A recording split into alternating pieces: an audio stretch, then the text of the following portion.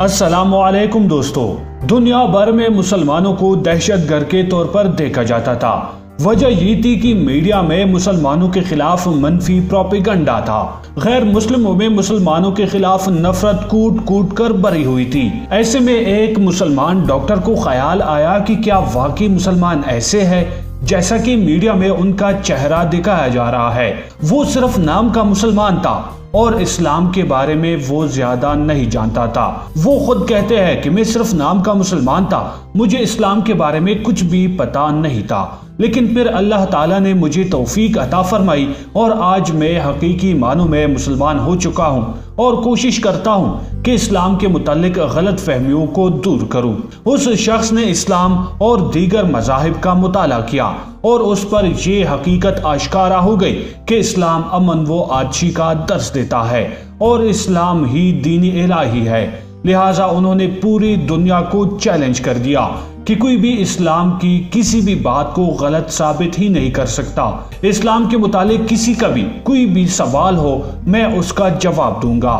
اس شخص کا تعلق انڈیا سے ہے اور انڈیا سمیت پوری دنیا میں بڑے بڑے اجتماعات منعقد کیے جس میں ہر مذہب کے لوگوں نے شرکت کی اور طرح طرح کے سوالات پوچھے گئے، لیکن انہوں نے بڑی ہمت اور ذہانت سے ان کے تمام سوالات کے جوابات دیے۔ ان اجتماعات میں بے شمار لوگوں نے اسلام قبول کر لیا اور انڈیا میں بڑی تیزی کے ساتھ اسلام پھیلنے لگا۔ پھر کچھ تعصب پسند لوگوں نے ان کے خلاف پروپیگنڈا شروع کیا اور ان پر طرح طرح کے الزامات ڈالنا شروع کر دیے، یہاں تک کہ کچھ مولویوں کی طرف ان کو کافر قرار دیا گیا۔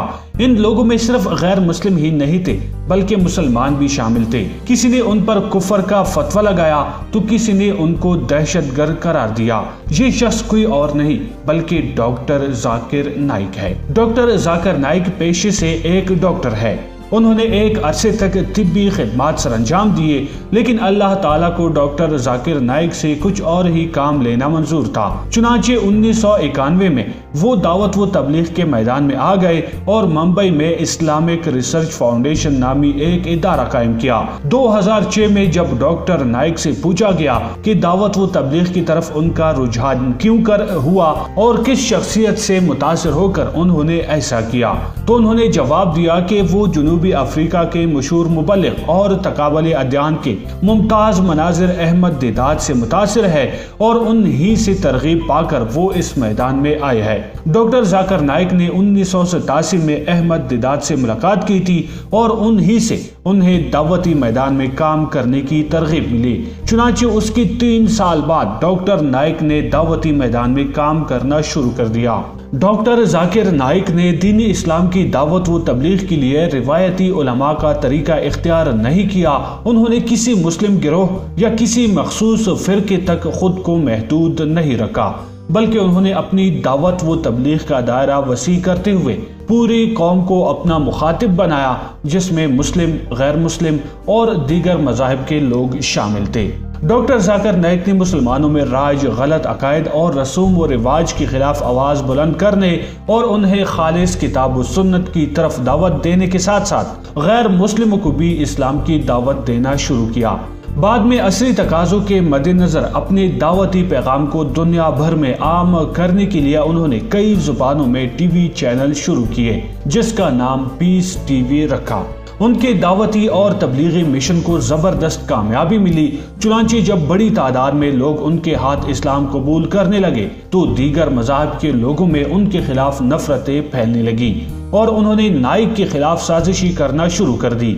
مسلمانوں میں ایک طبقہ ان کا کٹر مخالف ہو گیا کیونکہ ڈاکٹر ذاکر نائک نے ان کے عقائد میں اصلاح کی کوشش کی، ان کو غلط رسوم و رواج سے باز آنے کی اپیل کی۔ ڈاکٹر ذاکر نائک کے ان مخالفین نے ہمیشہ ان کو دبانے کی کوشش کی، ان کو دعوتی سرگرمیوں پر روک لگانے کی ہزارہا جتن کیے، لیکن انہیں کامیابی نہیں ملی، بلکہ اس کے برعکس ڈاکٹر ذاکر نائک کی آواز مزید مضبوط ہو گئی۔ ان کے ماننے اور چاہنے والوں کی تعداد دنیا بھر میں مستقل طور پر بڑھتی گئی۔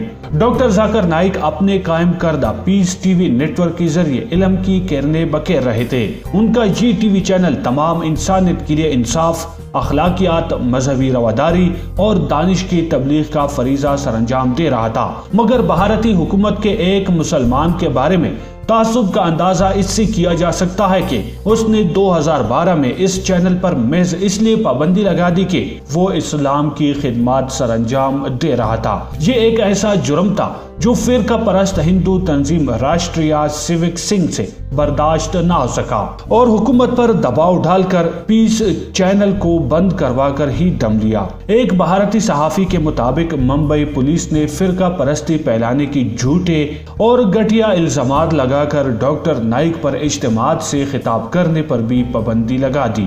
یوں بین المذاہب یکجہتی کے بہت بڑے علمبردار کی آواز کا گلا گھونٹ دیا گیا۔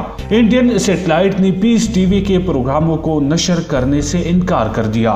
بھارتی حکومت نے 2016 عیسوی میں ڈاکٹر ذاکر نائک کو غیر مقیم انڈین NRI قرار دیا، تاہم اس آڑے وقت میں سعودی عرب نے مہربانی کی اور انہیں مملکت کی شہریت دے دی۔ 18 جولائی 2017 میں بھارتی حکومت نے نیشنل انویسٹیگیشن ایجنسی کی سفارش پر ان کا پاسپورٹ منسوخ کر دیا۔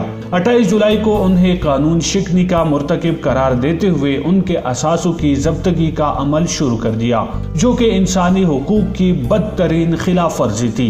ڈاکٹر ذاکر نائک بعد میں ملیشیا چلے گئے، وہاں بھی انہیں شہریت دی گئی تھی، مگر نریندر مودی کی حکومت نے وہاں بھی ان کا پیچھا نہیں چھوڑا اور انڈین انفورسمنٹ ڈائریکٹوریٹ ملیشیا سے ان کی حوالگی کے لیے دباؤ ڈالا۔ تاہم وزیر اعظم مہاتیر محمد نے بھارت کو صاف صاف بتا دیا کہ کسی معقول وجہ کے بغیر انہیں ملک بدر نہیں کیا جا سکتا۔ در حقیقت ڈاکٹر نائک کا جرم یہ ہے کہ انہوں نے کوئی جرم نہیں کیا، کسی قانون شکنے کے مرتکب نہیں ہوئے۔ دوسری طرف انتہا پسند ہندو مذہبی تنظیم راشٹریہ سیوک سنگھ کو حکومتی سائے میں ہر قسم کی دہشت گردی کی کھلی چھوٹ حاصل ہے۔ ڈاکٹر ذاکر نائک کی مخالفت میں صرف غیر مسلم ہی نہیں بلکہ کئی مسلمان بھی ان کے خلاف ہو گئے۔ اسی وجہ سے جب بنگلہ دیش کے دارالحکومت ڈھاکہ میں دہشت گردی کا واقعہ رونما ہوا تو اس وقت بھی ڈاکٹر ذاکر نائک کو اس دہشت گردی کے واقعے سے جوڑنے لگا۔ میڈیا میں ان کے خلاف ایک ہنگامہ شروع کیا گیا،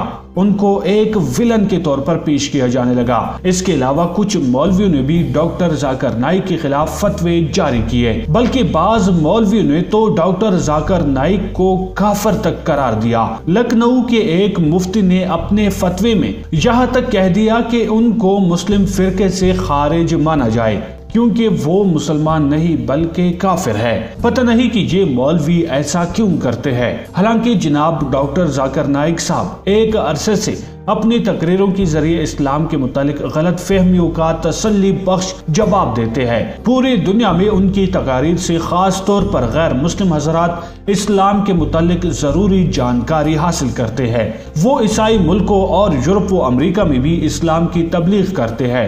متعدد بار امریکہ کے مشہور پادری ڈاکٹر ولیم کیمبل اور انڈیا کے پنڈت شری شری روی شنکر جیسے لوگوں کو لاجواب کر چکے ہیں۔ حالانکہ ڈاکٹر کیمبل نے اپنے کتاب میں قرآن مجید کے اندر بہت سی خامیاں گنوائی ہے اور ان کا دعویٰ تھا کہ کوئی بھی مسلمان ان کے سوالوں کا جواب نہیں دے سکتا، لیکن اللہ تعالیٰ کا شکر ہے کہ ڈاکٹر ذاکر نائک نے ان کے ملک جا کر ہزاروں افراد کی موجودگی میں ان غلط فہمیوں کا نہ صرف یہ کہہ کر ازالہ کیا بلکہ موجودہ بائبل میں سینکڑوں خامیاں گنوائی جن کا مسیحی مبلغ سے کوئی جواب نہیں بن پڑا، اور اس مسیحی مبلغ نے سرعام اپنی شکست کا اعتراف کیا جس کو پیس ٹی وی پر ساری دنیا نے دیکھا۔ اس طرح کے لاتعداد پروگرامز ہیں جن میں بڑے مجمع میں بہت سے لوگوں نے اسلام قبول کر لیا ہے یا اسلام سے متعلق اپنی غلط فہمی کے دور ہونے کا اقرار کیا ہے۔ اب آخر میں آپ تمام دوستوں سے صرف ایک گزارش کرنا چاہوں گا کہ ڈاکٹر ذاکر نائک کے لیے کمنٹ میں ایک جملہ ضرور تحریر کیجئے۔ انشاءاللہ اگلی ویڈیو میں آپ کی خدمت میں پھر حاضر ہوں گے۔ تب تک کے لیے اپنا اور اپنے پیاروں کا بہت سارا خیال رکھیے گا۔ عبدالباسط کو اجازت دیجیے۔ اللہ نگہبان۔